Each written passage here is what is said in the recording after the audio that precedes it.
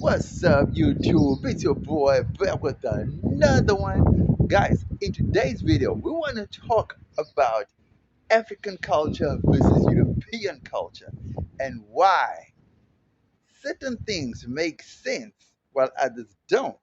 You know? Let me know what you guys think about this topic in the comment section below, right? Don't forget to like, comment, share, and subscribe. You know we family, right? Holla.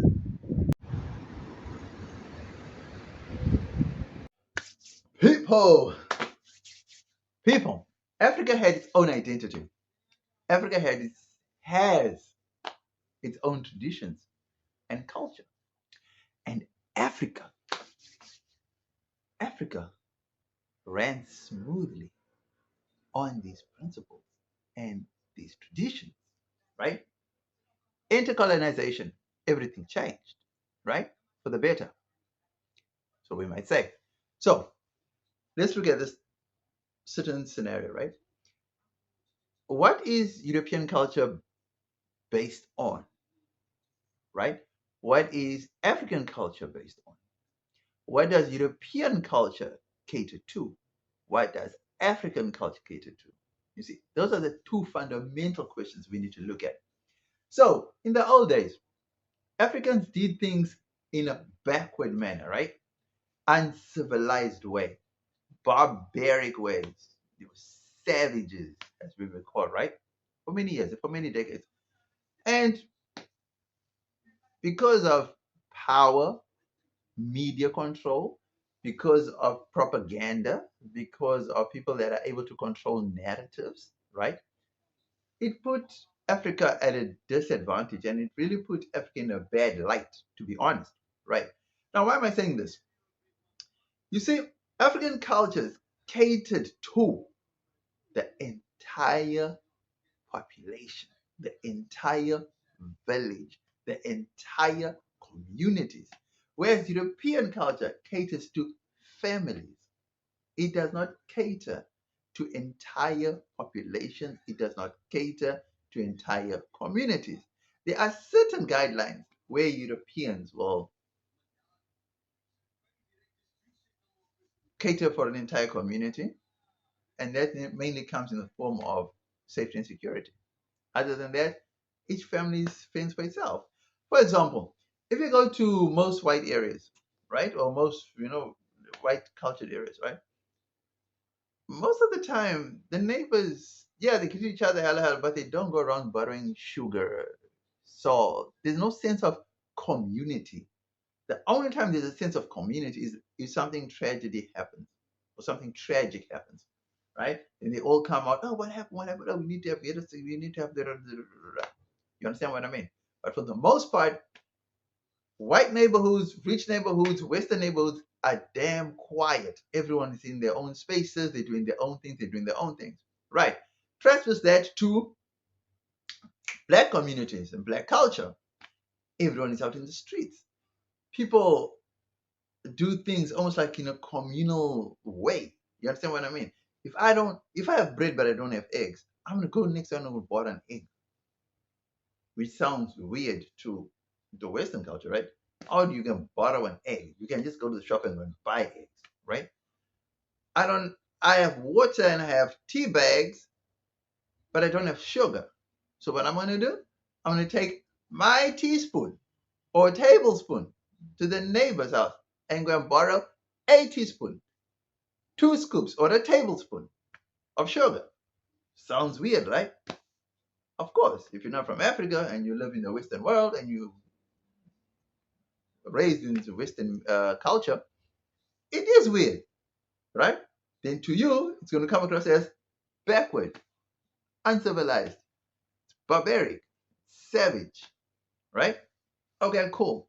So let's go along with that narrative that African culture is barbaric, it's savage, it's backward, it's all these things, right? Like they say. All right, cool.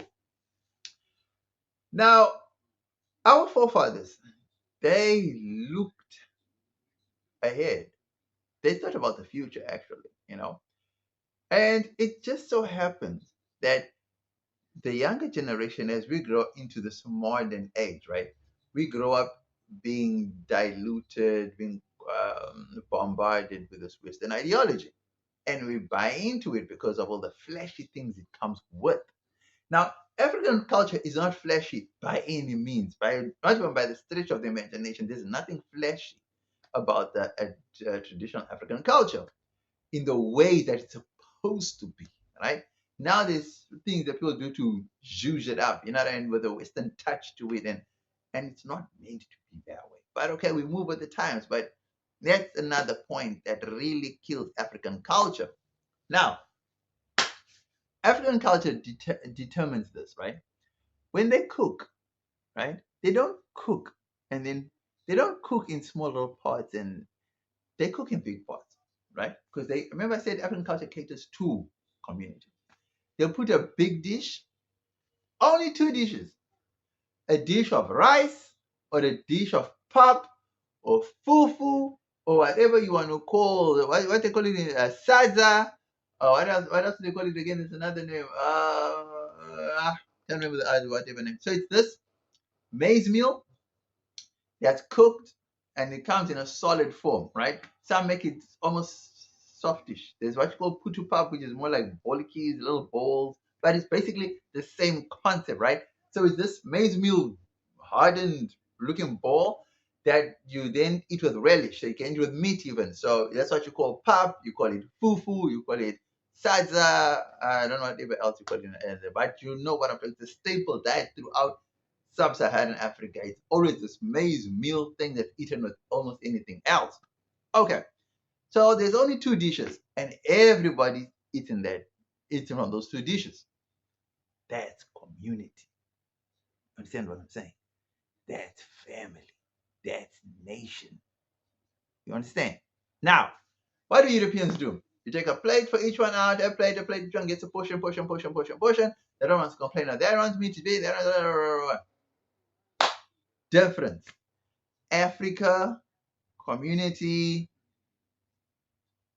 nation, Western, individualism, family, not so much about community, it's about family. As long as we are doing good, bugger the rest.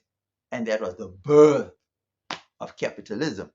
While African cultures would fall under more of a socialism kind of a thing. You understand? Communism kind of a thing. You understand what I'm saying? Because in African culture, injury to one, injury to all. Benefit to one, it's a benefit for all, or benefit to all. That is the basis, and that is the real foundation of between the difference between these two cultures. Now, you could claim that you are modernizing and you're moving up and you're going to the Western world because African culture is backward. But my friend, let me tell you something. It seems all flashy, all good, all glitzy, glamorous when you're still young. Then, the older you get, you realize that the fundamental values of African culture supersede that of Western culture with, without the flashiness, without anything. Even with the Western culture, with all its glam and fabulous, fashionistic, materialistic things that it comes with, African culture still has the stronger of values as compared to Western culture. Now, you can argue, you can debate, but the proof is there. There's so much social proof about African culture being so strong and having at the root of this culture is community, not just family, but community. Now, you can argue about it and you can say, but no, that's why Africa is backward in Africa. Yes, Africa may be backward in development, but those developments that you're talking about is all Western things. But in the underlying values of African tradition and culture, Africa is miles ahead of the Western culture. And that is why they're aiming to eradicate African culture. Now, you may not believe me, but that is the truth, guys. I promise you that. The older you get, you will realize that all this time you were trying to be what you were not meant to be. And that is why you are so messed up when it comes to the fundamentals of being the true version of yourself. Let me know what you think about this topic in the comment section below, guys. Don't forget to like, comment, share, and subscribe to the channel. You know how we do, guys. Next we get into the pros and the cons of each culture. Holla. Yes. So people, let's get into it now, right? So the pros. Let's start with the pros of Western culture, right? Pros of Western culture. There are not many guidelines, right, for community-based. Every guideline is family-based, right? So for one thing, that's why you always hear in the Western world, this is how they were raised, because there's no definite way of raising them. So it's the way they were raised in their household, right? Whereas in African culture, as an African person from a certain tribe, you already know the rules. The cultural rules are plain and simple throughout the board. It doesn't matter whether you live in a high area or a low area. When it comes to African tradition and culture, the rules apply to everybody. There's no such a thing as that's the way you were raised, because you know very well that's not how the culture says. You understand? So 1 to the African culture, 0 to the Western culture. Number 2, Western culture does not have sense of morals. Western culture is actually at the core of the decay, much of the decay we see in this world today. Now, why am I saying this? Guys, to be honest, all the evils and all the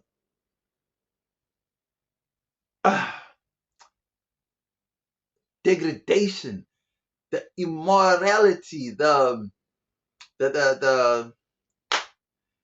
just the overall disintegration of what held societies together is being brought about by Western culture.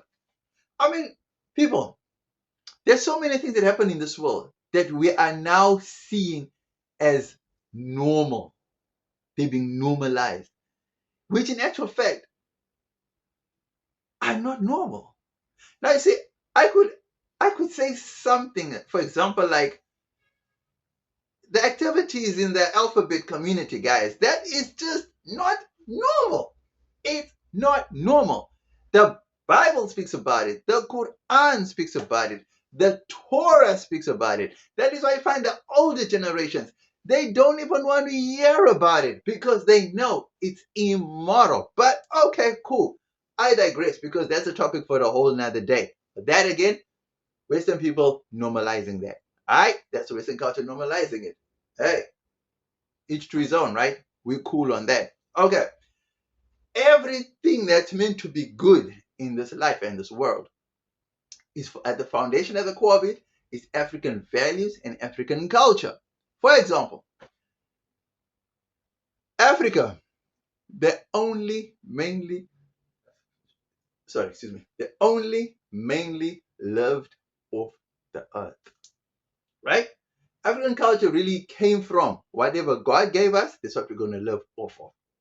Guys, I promise you now, if there was no Western influence in Africa right now, do you know that the rhino population, the elephant population, all the animal population, everything would be in abundance, more than we could even consume? Understand what I'm saying? Because at the rate at which Africans were killing animals was so minuscule that the animals were breeding faster than they were dying, than they were being killed. You get it? Guys, 2, the land, the vegetation, the ecosystem, just the land would still be in its almost in its original form. The only thing that would probably, but even so, maybe deforestation, but the rate at which it will be happening, nah, dude, no way, no.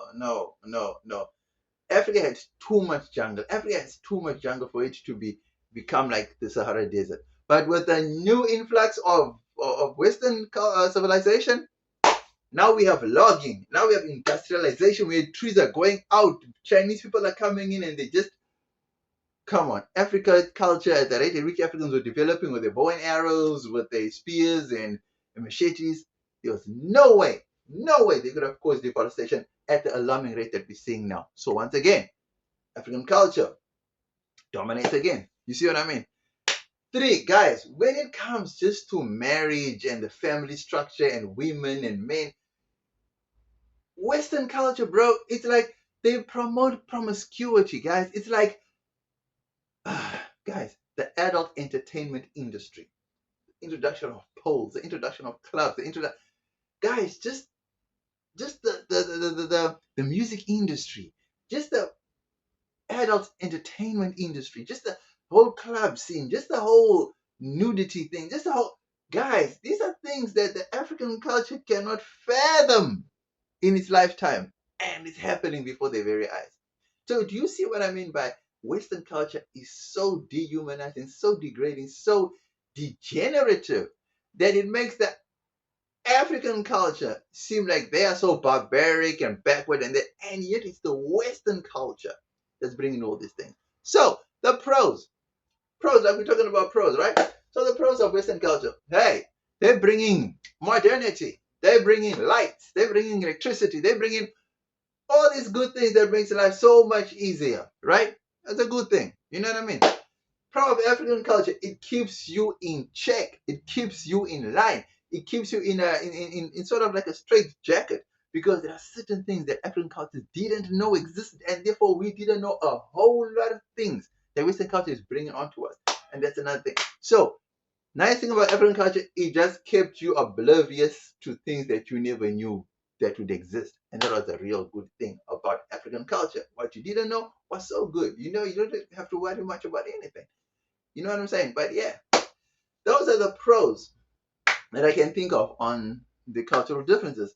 Next, we get into the cons. And trust me, guys, oh man, the cons are even way worse than what the pros are. Because, I mean, just the pros alone, you know, there's so many pros. There's so many pros on either side. But at the same time, if you really come to look at it, guys, you know, the pro of Western civilization is the rapid advancement, right, of which they're heading to, you know, into this whole 22nd, 23rd, and 24th century already. You know what I mean? Just the rapid rate of development in that. You know what I mean? That's unparalleled. It's great. You know, it's super great.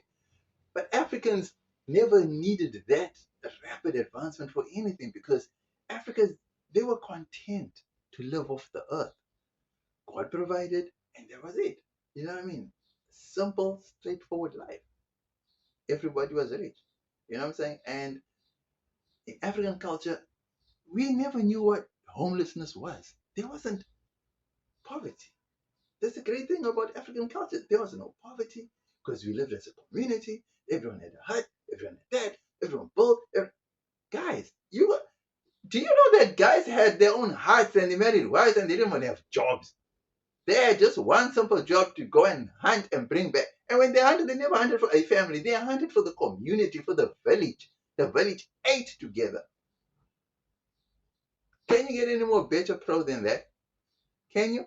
I don't think so. Next, we get into the cons, guys. Let me know what you think about this topic in the comment section below. Don't forget to like, comment, share, and subscribe. You know we family, right? I love.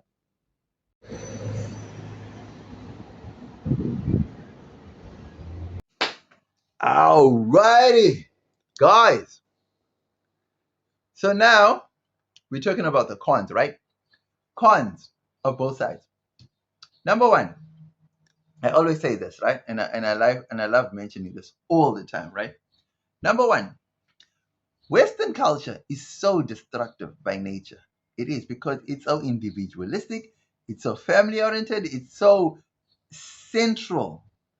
And then it becomes so decentralized because now you've got so many forces pulling in different directions. There's no one central command that sees to things. And that is why you have just so much corruption happening at all levels in Western society. And so that has permeated into African society. And now that's why you see our leaders acting in Western ways and doing Western things, dressed and disguised in an African way. Right? Two, African culture is African culture, I cannot say it's destructive, but it is believed to be destructive because it is seen to be that African people are, I would say, not dominant. The word I'm trying to get is they are seen to be controlling. They seem to be suppressive.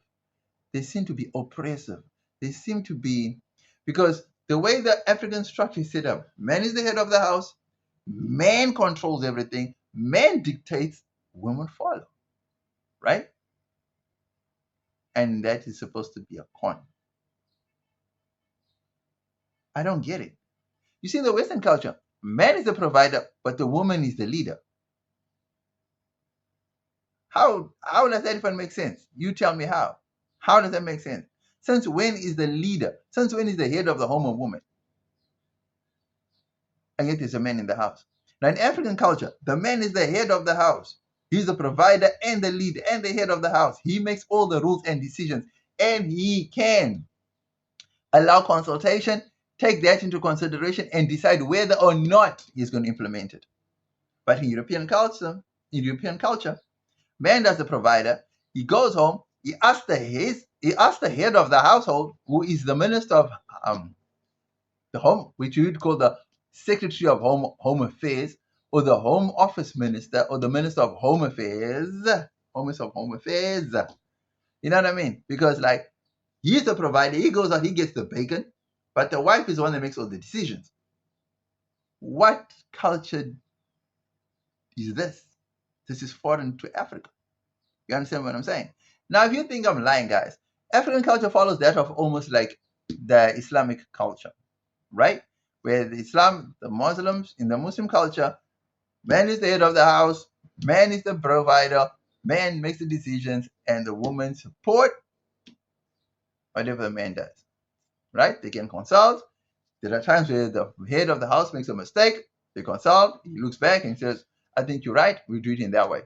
But it's a decision that he takes because he's the leader, he's the provider, he's the head of the household. Right. Con number 2, Western culture. They promote women to be independent, strong, independent women. Can there be a culture more stupid and more divisive than Western culture? How the hell do you create a culture that breaks up family structure, breaks up community structure? How? Guys, today we have African women talking about being strong, independent women. They don't need men, they don't need that. Where did they learn this from? Our forefathers and foremothers and foregrandmothers never spoke about I'm a strong, independent woman. I'm a that. No, no. Guys, come on. Come on. We need to learn that certain things need to be done in a certain way. And we cannot just allow any dictum and headache to come and change the rules of the game. There's a reason why traditions were set in a certain way. Because, like I said to you, the forefathers looked 200,000 years ahead and they could see this thing would lead down a rabbit hole that could never be undone or that would take forever to undo. And that's what they were trying to avoid. And that is why those rules were meant to be followed to the T. But now, with Western influence, most Africans are falling off the wayside, falling off the wagon. And now we're just becoming so westernized. Look at it now. Now we normalize things that are not normal. Abnormal stuff we're normalizing. Immoral stuff we're normalizing. Hell, I mean, we might as well just normalize everything. Everything's just been normalized. Let's just forget about rules. Let's just forget about rules, bro. I mean, here's an example. How do you come up with the Rome Statute? You set up an ICC, for example. You set up the ICC. This is a Western organization, right? You set up the ICC. Your member countries commit crimes, and then you come back and say, "Oh, this organization wasn't set up to prosecute people like us. It was set up to prosecute the Africans and the Asians." Why would we agree to such a ridiculous, stupid sentiment that was created by someone else? I mean, if you can create something and you don't follow your own damn rule that you then set up, what does that say about your culture? That is my whole point. So, guys, let me know what you think about this topic in the comment section below. Don't forget to like, comment, share, and subscribe to the channel. You know we family, right? Holla.